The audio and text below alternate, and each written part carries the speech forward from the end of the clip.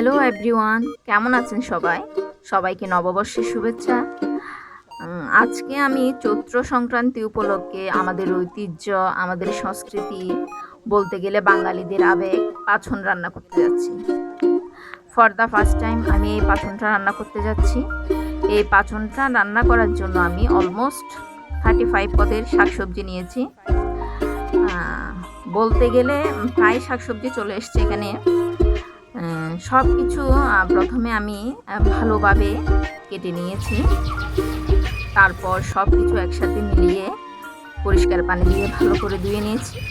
তারপর কিছু বিচি সিদ্ধ দিয়ে সেখানে আমি সব সবজি অ্যাড করে দিলাম। অ্যাড করার পরে পরপর মরিচের গুঁড়ো, মশলার গুঁড়ো, জিরের গুঁড়ো, আদা বাটা, লবণ মোটামুটি অ্যাড করে দিলাম সব কিছু। কিছুক্ষণ সেদ্ধ হওয়ার পরে আমি সেখানে নারকেল বাটা আর বাদাম বাটাও অ্যাড করে দেব। তারপর কিছুক্ষণ সেদ্ধ করার জন্য ঢাকা দিয়ে দিব।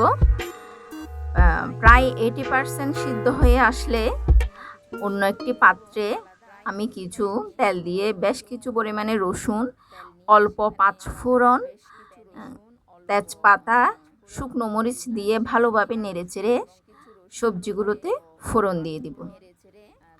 এরপর ভালো করে আরও 2-3 মিনিট সেদ্ধ করে নেব। তারপর ব্যাস হয়ে গেল আমার পাছন রান্না। থ্যাংক ইউ সবাইকে।